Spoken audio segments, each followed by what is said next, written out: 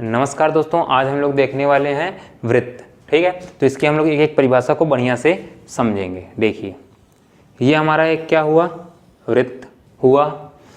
अब ये किस बिंदु से बना है, मान लीजिए बीच में कोई बिंदु है, उससे ये बना है। तो इसकी परिभाषा क्या बनेगी, ध्यान से सुनिएगा।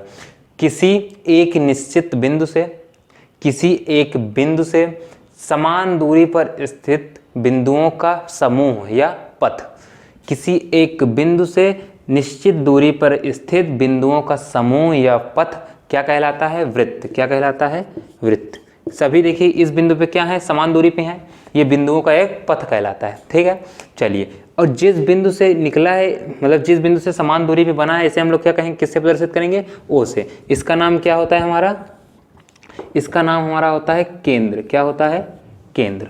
ठीक है, अब केंद्र से वृत्त के पथ तक की दूरी, केंद्र से वृत्त के पथ तक की दूरी। ठीक है, केंद्र से वृत्त के पथ तक की दूरी हमारी क्या कहलाएगी, त्रिज्या। हमारी ये क्या कहलाएगी, त्रिज्या। इसे कैसे प्रदर्शित करते हैं, आर से। ये हमारी क्या कहलाएगी, त्रिज्या। समझ में आई दो परिभाषा, तीन परिभाषा। किसी एक निश्चित बिंदु से वृत्तीय, मतलब कि बिंदुओं का पथ क्या कहलाता है, वृत्त कहलाता है। ठीक है, जिस निश्चित बिंदु से यह वृत्त बना है उसे हम लोग क्या कहते हैं, केंद्र।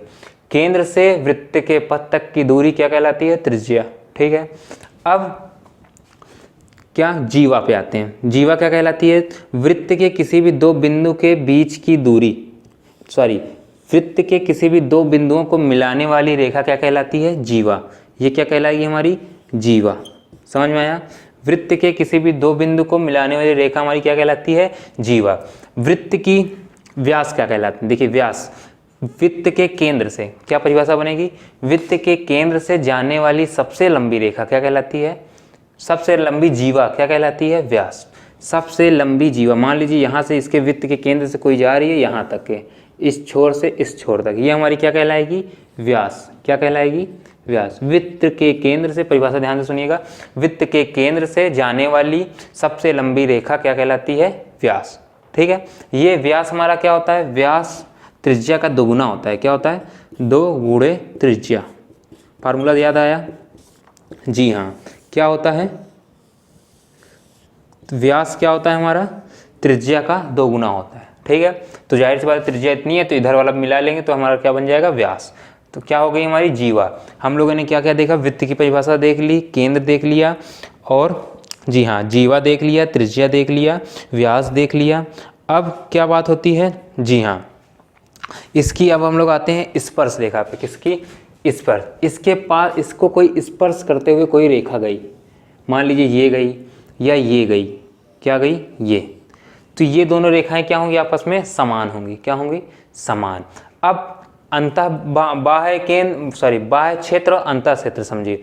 वृत्त का ये पथ है, समझाया हूँ, वृत्त का पथ। वृत्त के पथ के बाहर का क्षेत्र हमारा क्या कहलाता है, बाह्य क्षेत्र, और वृत्त के पथ का अंदर का क्षेत्र हमारा क्या कहलाता है, अंतः क्षेत्र। ठीक है, हम लोगों ने जीवा देख लिया, हम लोगों ने त्रिज्या, वृत्त, व्यास सब देख लिया। अब ध्यान से सुनिएगा, एक पॉइंट और। ये वृत्त की जीवा है, वृत्त के पथ की दो बिंदुओं को मिलाने वाली रेखा हमारी क्या कहलाती है, जीवा। वृत्त के पथ के दो बिंदुओं को मिलाने वाली रेखा हमारी क्या कहलाती है, जीवा। याद रखिएगा। अब मान लीजिए जीवा पे हम लोग केंद्र से क्या डाल दें, एक लंब। क्या, वृत्त के केंद्र से जीवा पे एक लंब डालने पर यह क्या करती है, जीवा को दो भागों में बांटती है। मान लीजिए इसका टोटल लंबाई 2x है, तो x इधर आ जाएगा और x इधर आ जाएगा, दो बराबर भागों में बांटती है। और यहाँ कितने अंश का कोण बनेगा, 90 अंश का। कितने अंश का, 90 अंश का बनेगा। क्या समझे हम लोग, केंद्र से डाला हुआ लंब जीवा को कितने भागों में बांटता है, दो बराबर भागों में बांटता है। ये हम लोग क्या जान लिए, परिभाषाओं के बारे में। ठीक है, अब हम लोग इसके कुछ फार्मूले पढ़ते हैं। वृत्त का क्या, वृत्त का व्यास निकालना हो तो फार्मूला हम लोगों ने अभी लिखा है, व्यास बराबर 2 गुणे त्रिज्या। व्यास निकालना हो तो क्या फार्मूला, 2 गुणे त्रिज्या है। ठीक है, अगर वृत्त का क्षेत्रफल निकालना हो तो वृत्त का क्षेत्रफल तो क्या होगा, अगर वृत्त का क्षेत्रफल निकालना हो तो फार्मूला क्या होगा, पाई आर स्क्वायर। ठीक है, पाई जानते हैं 22/7 इसका मान होता है। आर क्या है हमारा, आर बराबर हमारा क्या है, त्रिज्या। ठीक है, चलिए इसके बाद अब हम लोग आते हैं वृत्त का परिमाप। क्या, वृत्त की परिधि, वृत्त की परिधि, वृत्त की परिधि कैसे निकलेगी? इसका फार्मूला 2πr, सेम वही r इसमें क्या है? त्रिज्या, क्या है? त्रिज्या। ठीक है, हम लोगों ने वृत्त के बारे में सारी चीज़ें जान ली, हम लोगों ने वृत्त का परिभाषा जान लिया, वृत्त का व्यास जान लिया, वृत्त का त्रिज्या जान ली। ठीक है, और कुछ बचा है? और कुछ बचा है? जी नहीं। अब हम लोग एक चीज़ जानेंगे, वृत्त के 2-3 सवाल देखेंगे। कैसे सवाल? मान लीजिए हमें त्रिज्या दी है, पहला क्वेश्चन देखते हैं। मान लीजिए हमें क्या दी है? वृत्त की त्रिज्या दी है, कितनी सेंटीमीटर?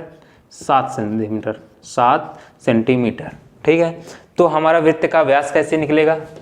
क्या? वृत्त का व्यास कैसे निकलेगा? फार्मूला क्या होता है? 2 त्रिज्या, 2 गुणे त्रिज्या। त्रिज्या कितनी दी हुई है हमें? 7, त्रिज्या के यहाँ 7 रख दीजिए, 2 सते 14 सेंटीमीटर। ये हमारी क्या होगी? निकल आया वृत्त का व्यास। वृत्त का अगर इसी का क्षेत्रफल निकालना हो, इसी त्रिज्या 7 सेंटीमीटर वृत्त का, तो वृत्त का क्षेत्रफल का फार्मूला क्या पढ़ा है हम लोगों ने? क्षेत्रफल का πr², r मतलब क्या? त्रिज्या, 7 सते 49, स्क्वायर हो जाएगा 49 आएगा, तो पाई गुणे 49। पाई का मान कितना होता है? 22/7 गुणे 49, 7 सते 49 आएगा। 7 दूनी 14 की 4, हासिल लागे 1, 7 दूनी 14 1 15, 154 सेंटीमीटर। 7 दूनी 14, 7 दूनी 14 1 15। ठीक है, अब वृत्त की अगर परिधि निकालना हो तो क्या फार्मूला है? वृत्त की परिधि, तो इसके लिए क्या फार्मूला है? 2πr।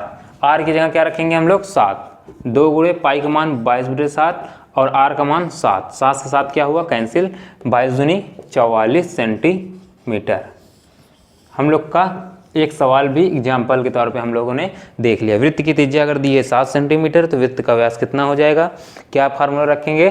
2r जी। ठीक है, और उसके बाद वृत्त का अगर क्षेत्रफल निकालना हो तो क्या फार्मूला रखेंगे? πr²। अगर वृत्त की परिधि निकालना है तो क्या फार्मूला रखेंगे? जी हाँ, 2πr। ठीक है, अब एक फार्मूला हम लोग और जानते हैं। यदि हमें दिया क्या हो? क्षेत्रफल। क्या दिया हो हमें? यदि हमें क्षेत्रफल दिया और हमसे पूछ ले त्रिज्या, क्या पूछ ले? जी हाँ, या तो सॉरी हाँ, क्या हमें वृत्त का क्षेत्रफल दिया हो और हमसे पूछ ले क्या? त्रिज्या, तो हम लोग का फार्मूला क्या बनेगा? देखिए, यदि हमें वृत्त की क्या दे दी है, मतलब वृत्त की त्रिज्या पूछ ले और दिया हमें क्या दिया हो? क्षेत्रफल। क्षेत्रफल दिया हो, त्रिज्या पूछ ले, तो त्रिज्या का फार्मूला क्या बन जाएगा? √a/π। कितना? √a/π। ध्यान रखिएगा, √a/π। ठीक है, याद रहेगा। चलिए, इस पे अब हम लोग एक सवाल लगाते हैं। कैसे लगाएंगे सवाल? समझिएगा।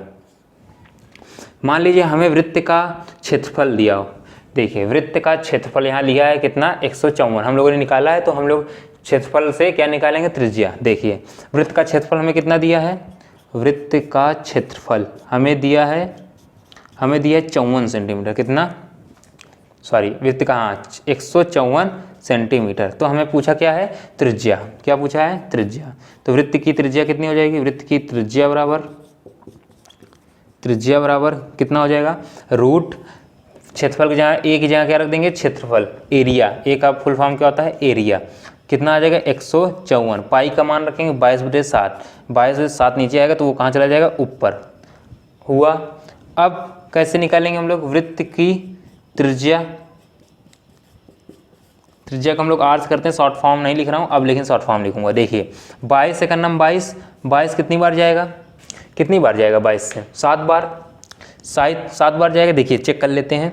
22 2 से काटते हैं पहले। 2 11 में 11 और 2 11 में 22 और 2 सते 14, 2 सते 14, 2 सते 14 कितना आ गया?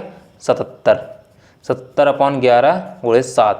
अब त्रिज्या निकालना है r। किससे कटेगा? 11 का नाम 11, 11 सते 77 कितना? 7 गुणे 7, 7 सते 49। नहीं करेंगे, रूट है 7 7 2 बार है, तो कितना एक आएगा बाहर? 7। एक 7 क्या हो जाएगा हमारा? बाहर आ जाएगी। ये हमारा क्या हो गया? क्या होगा ये हमारा?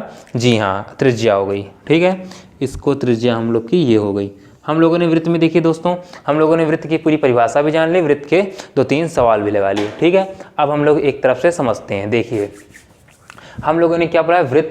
वृत्त की परिभाषा हम लोगों ने क्या जाना? किसी एक निश्चित बिंदु से क्या, किसी एक निश्चित बिंदु से समान दूरी पर स्थित बिंदुओं का समूह या पथ क्या कहलाता है, वृत्त कहलाता है। एक परिभाषा हम लोग को याद हुई, एक निश्चित बिंदु से क्या, समान दूरी पर स्थित वृत्तों का समूह या पथ क्या कहलाता है, वृत्त कहलाता है।